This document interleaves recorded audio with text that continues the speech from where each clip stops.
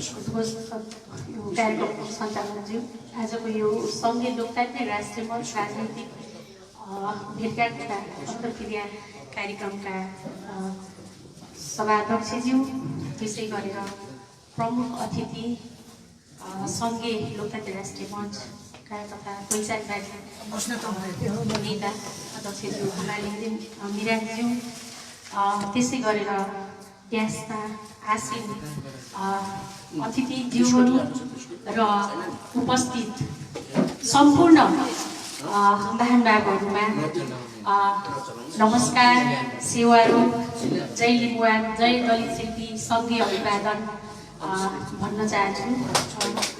एकदमै खुसी लागिरहेको छ फेरि पनि यहाँ आएर धरानमा आएर आफ्ना अनुभवहरू सेयर गर्न पाउँदा एकदमै खुसी महसुस भइरहेको छ र यहाँहरूले अहिलेको यो सामाजिक सञ्जालमा हेरि पनि रहनु भएको छ। हामीले यही मङ्सिरको 13 गते धरानबाट सुरु गर्दै दुधे, त्यसपछि दुधे,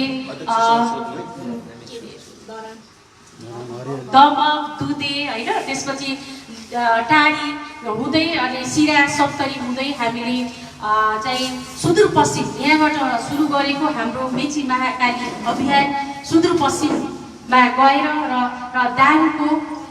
दाङमा 27 गते पुसको 27 गते हामीले पहिलो चरणको कार्यक्रम स्थगित गरेका थियौँ र अहिले फेरि दोस्रो चरणको कार्यक्रम पनि यही धरानबाट सुरु गर्नु गइरहेको छु। म अलिकति धेरै त म आज बोल्न चाहन्न, किनभने समय पनि छोटो छ, वक्ताज्यूहरू थुप्रै हुनुहुन्छ।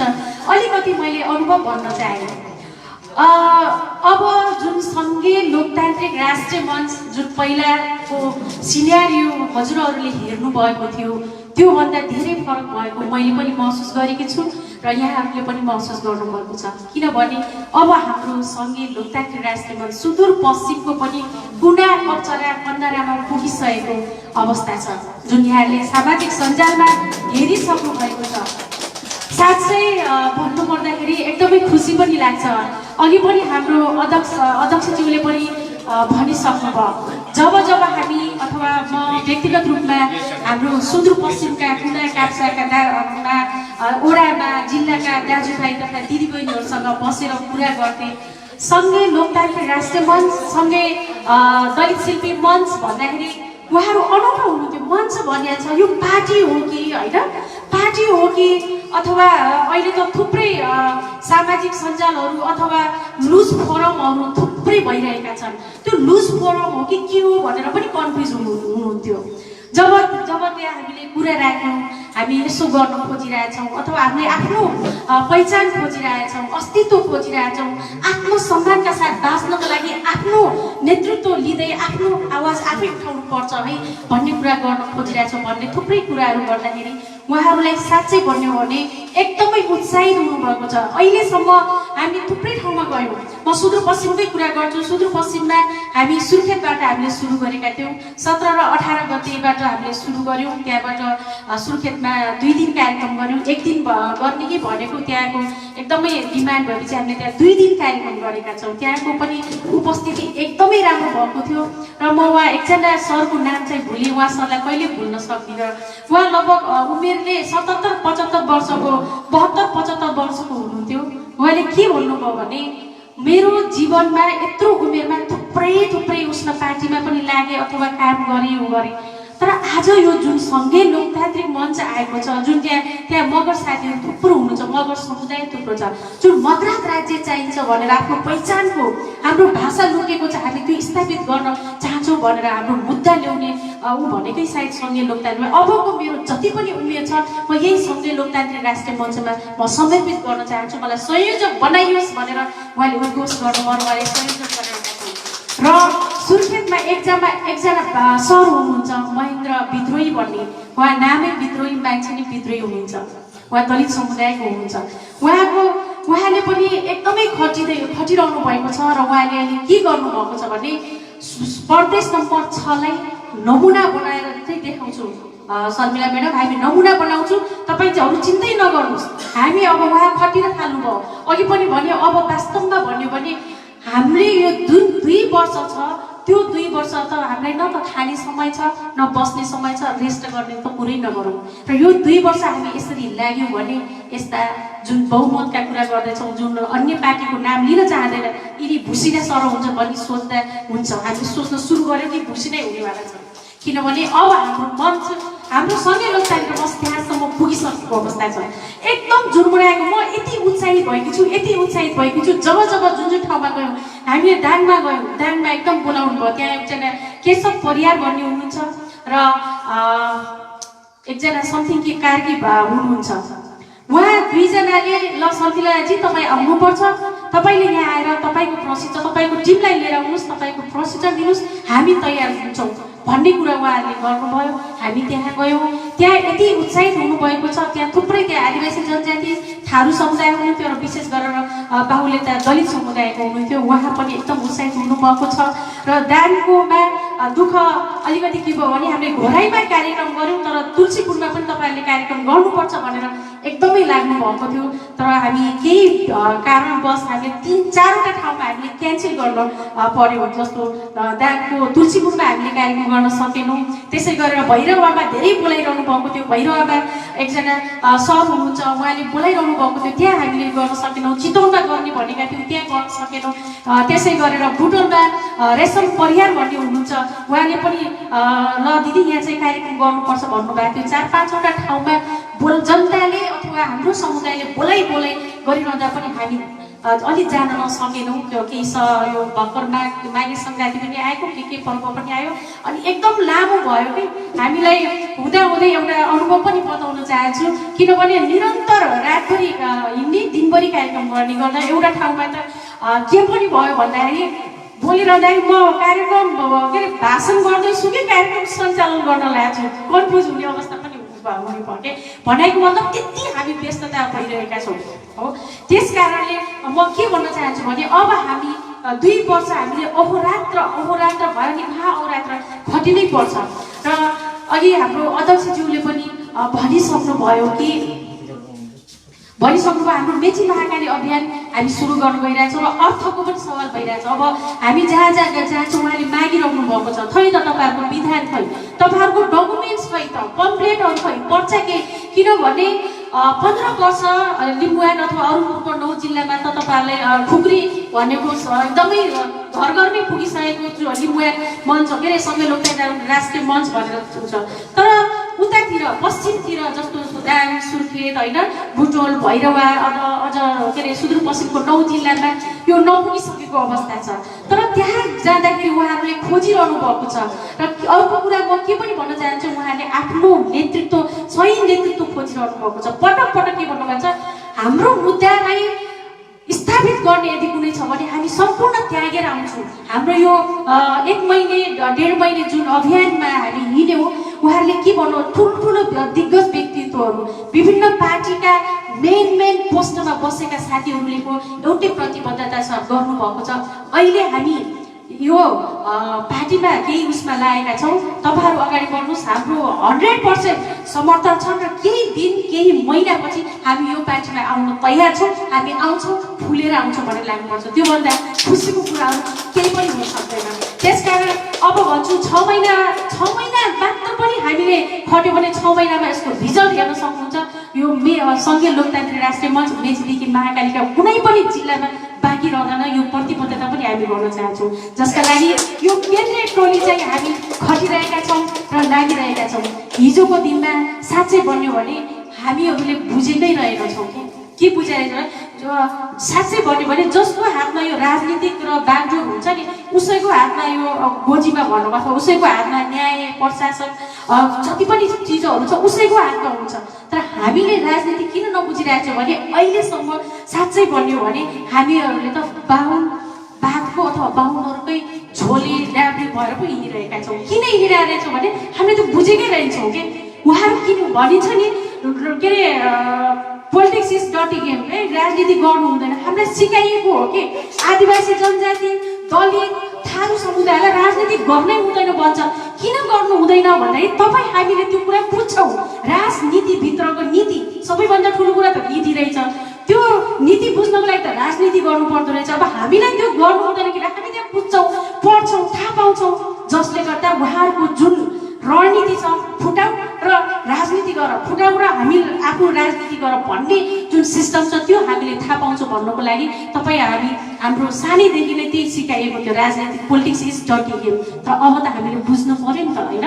किनभने यदि त्यो होइन भने 12% केही मुठी भरका, म त बुवासै भन्न चाहन्छु पटक पटक, उहाँहरूले मात्र राज्य खाइरहेको छ त के आदिवासी जनजाति दलित थारू यो समुदायका हामी नागरिक होइनौँ र, होइन? हामी पनि त नागरिक हौँ। खै तपाईँ हाम्रो अवस्था 3500 अघि अध्यक्षज्यूले भनिसक्नु भएको छ, 3500 वर्षसम्म पनि हामी यो उत्पीडनमा परिरहेका छौँ। दलितको अवस्था त्यही छ त, जहाँको त्यही छ। अहिले पनि काठमाडौँ जस्तो ठाउँमा गएर डेरा खोज्यो भने उहाँले आफ्नो असली जात भन्नुभयो भने डेरा नपाउने अवस्था छ। खै त परिवर्तन भएको? आदिवासी जनजातिहरूको भाषा मिसिरहेको छ, संस्कृति मिसिरहेको छ, खै त परिवर्तन भएको? किन भइरहेछ भने तपाईँ हाम्रो नेतृत्व गर्ने मान्छे त्यो ठाउँमा पुगिरहेको छैन। तपाईँ हामी त्यो ठाउँमा पुगिरहेका छैनौँ, जसका कारणले तपाईँ हाम्रो अहिलेसम्म अवस्था यो भएको छ। त्यसकारण अब मैले पुनः पनि भन्न चाहेँ, अब हाम्रो सँगै लोकतान्त्रिक राष्ट्रिय मञ्च मेचीदेखि महाकालीसम्म हिँडिरहेको छ, फैलिसकेको छ र गाउँ गाउँमा ठाउँ ठाउँमा बोलाइरहनु भएको छ। आउनु पर्यो, तपाईँहरूको कुरा राख्नुहोस्, हामी तयार छौँ। र अर्को कुरा के पनि रहेछ भने सही नेतृत्व र आफ्नो समुदायको नेतृत्व पनि खोज्नु हुँदो रहेछ। समुदायमा जब म त्यहाँ गएँ, जस्तै कोहलपुरमा हामी गएका थियौँ। उहाँ कोहलपुरमा एकजना ईश्वरी विश्वकर्मा सर हुनुहुन्छ थियो, उहाँले भन्नुभयो यदि साँच्ची नै अहिलेसम्म जुन ब्राह्मणहरूले युज एन्ड थ्रु मात्र गरिरहेछ त्यस्तो हो भने हामी गर्दैनौँ। तर साँच्ची नै हाम्रो समुदायलाई तपाईँले यो जुन अभियान चालु भएको छ त्यो गर्छ, हामी सिङ्गो यो टिम नै त्यहाँ आएर लाग्छौँ, तर हामीलाई प्रतिबद्धता दिनुहोस्, हामी लाग्छौँ भनेर लाग्नु भएको छ।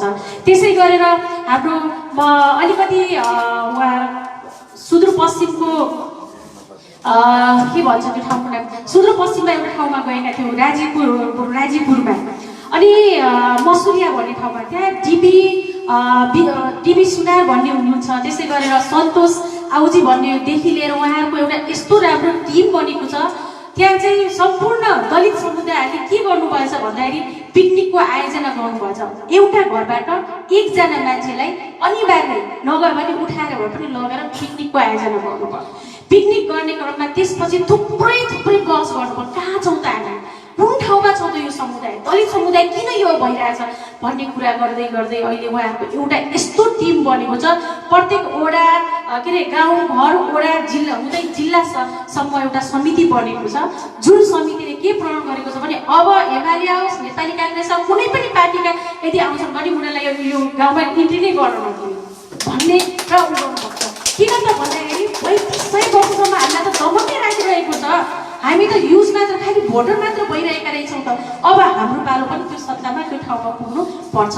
र उहाँले के पनि महसुस गर्नुभएको छ भने एउटा दलित समुदायले मात्र गरेर सम्भव छैन, एउटा आदिवासी जनजातिले मात्र गरेर सम्भव छैन। त्यस कारणले समग्र उत्पीडित समुदायहरू नै एक ठाउँमा नउभिँदासम्म अहिलेसम्मको जुन यो चलिरहेको जुन राज्य सत्ता छ त्यसलाई ढाल्नुको लागि चाहिँ यो उत्पीडित समुदाय आदिवासी जनजाति थारू दलित समुदाय एक हुनुपर्छ। र हाम्रो माग पनि यही हो शर्मिलाजी। त्यसकारण जुन तपाईँलेहरूले कुरा उठाउनु भएको छ कता कता हामीले पनि यो सोचिरहेछौँ, हेरौँ लेट्सी बसौँ र यसमा छलफल गरौँ र हामी के गर्न सक्छौँ त्यसका लागि हामी तयार छौँ भनेर त्यहाँबाट पनि त्यस्तो किसिमको कुराहरू आएको छ। त्यसै गरेर थुप्रै कञ्चनपुरमा पनि त्यस्तै भएको छ। कञ्चनपुरमा पनि कारणवश हामीले समयको अभावले त्यहाँ कार्यक्रम गर्न सकेनौँ। त्यहाँ एकजना जोगी सिंह सोप भन्ने हुनुहुन्छ, त्यसै गरेर त्यहाँ अन्तरामजी भन्ने हुनुहुन्छ, थुप्रै साथीहरू हुनुहुन्छ, उहाँहरूले पनि बोलाइरहनु भएको छ। शर्मिलाजी आउनु पर्यो, यहाँ पनि कार्यक्रम तपाईँहरूको के हो त, के खोज्नु भएको छ, तपाईँहरू दौडिरहेको देखिरहेछौँ, हामीले हेरिरहेछौँ, एकदमै राम्रो लागिरहेछ। अब यहाँ पनि आउनुपर्छ भनिराख्नु भएको छ। अब लगत्तै हामी यहाँ सकेपछि अघि हाम्रो अध्यक्षज्यूले पनि भनिसक्नुभयो, अब वृहत रूपमा सुदूरपश्चिममा केही चाहिँ गर्नेछौँ र गर्छौँ पनि, र उहाँ त्यो एकदमै गर्छौँ। त्यसकारण थुप्रै अनुभवहरू बटुलेका छौँ, उहाँहरूको कुराहरू थुप्रै लिइरहेका छौँ हामीले, र त्यसलाई अनुसरण गर्दै अगाडि पनि बढिरहेका छौँ र बढ्ने पनि छौँ भन्दै म धेरै फेरि पनि बोल्न चाहिनँ। अहिले जुन भइरहेको छ एकदमै राम्रो भएको छ। लगभग सुदूरपश्चिममा 11-12 ठाउँमा हामीले कार्यक्रम गऱ्यौँ, जहाँ जहाँ कार्यक्रम गऱ्यौँ त्यहाँ त्यहाँ एकदमै पोजिटिभ कुरा भएको छ, उत्साहित भएको छ। र अहिले विशेष गरेर साँच्चै भने म एकदमै खुसी पनि भएको छु। कुन माइलीमा भन्दाखेरि अहिले 77 जिल्लामा दलित समुदायका युवा जेनेरेसनहरू एकदमै उत्साहित हुनुभएको छ। थुप्रै सामाजिक सञ्जालहरूमा लाग्नु भएको छ, सामाजिक सञ्जालमा युनिट बनाइरहनु भएको छ। र उहाँलाई अझ के पनि भन्न चाहन्छु भने अब यो लुज फरममा गएर केही पनि हुँदैन, रोड मात्र तताएर केही पनि नहुँदैन। अब हाम्रो यो समुदायले उत्तिकै समुदाय सदन तताउन तयारी हुनुपर्छ। र त्यसका लागि भोलिबाट होइन आजैबाट हामीले सुरुवात गर्नुपर्छ। त्यसकारण सामाजिक सञ्जालमा त्यो उत्साहित त्यो जोस जान थप्नु स्वाभाविकै हो। त्यसका साथसाथै आधिकारिक रूपमा हामीले अगाडि पनि बढ्नुपर्छ। र त्यसकामा हाम्रो कुरा पनि भइरहेको छ। सामाजिक सञ्जालका थुप्रै साथीहरूलाई म यहाँ नाम लिन चाहन्न, उहाँहरूले भन्नुभएको छ ठिक छ तपाईँहरू अगाडि बढ्नुहोस्, हामी आउँछौँ। थुप्रै आश्वासन पाएका छौँ र त्यसको लागि अझ पनि भन्छु थुप्रै मागिराख्नु भएको छ डकुमेन्ट्सहरू। हामीले त्यो फेरि अघि अब भनिसक्यो हामीले दलित शिल्पी स्पेसल फेरि हामी पर्चा पनि निकाल्दैछौँ। त्यो चाहिँ विशेष गरेर दलित शिल्पी स्पेसल हुनेवाला छ र त्यो पनि लगेर हामी गाउँमा गएर जानेछौँ। र अवश्य पनि जुन पर्चा जब त्यो पढ्नुहुन्छ त्यसपछि साँच्चै उहाँले यदि भोट हाल्नु भएन अथवा यसलाई बुझ्न खोज्नु भएन भने त्योभन्दा मूर्खताहरू केही पनि हुन सक्दैन भन्ने कुरा अघि अध्यक्षज्यूले पनि भनिसक्नुभयो। म त्यसलाई फेरि पनि म दोहोऱ्याउन चाहन्छु। र लगत्तै अब यो जुन दोस्रो चरणको हाम्रो कार्यक्रम 25 गते यहाँ सकिनेछ। त्यसपछि हामी फेरि पुनः 2 नम्बर प्रदेशमा जानेछौँ। त्यसपछि फेरि हामी 6 नम्बर हुँदै 7 नम्बर, विशेष गरेर अहिले हामीले 6 नम्बर र 7 नम्बरलाई एकदमै फोकस गरेका छौँ। 6 नम्बरमा महेन्द्र विद्रोहीजी हुनुहुन्छ, 7 नम्बरमा म स्वयं अब आफै छु होइन, लगायत हामीले लागिरहेका छौँ, बोलाइरहनु भएको छ। अहिले अर्को कुरा भन्न चाहन्छु, बरबट्टा भन्ने ठाउँमा हिजो मात्र एकजना युवा भाइले फोन गरेर भन्नुभयो दिदी अब हामी विद्यार्थीहरूलाई कमिटी गठन गर्न लागिरहेका छौँ, भन्नुहोस् न कतिजना 8 क्लासबाट गरौँ न, 8 क्लासमा पढ्ने दलित समुदायको भाइहरू हामी यो समितिमा आउन तयार छौँ है, ल हामीलाई पनि राख भन्नुभएको छ।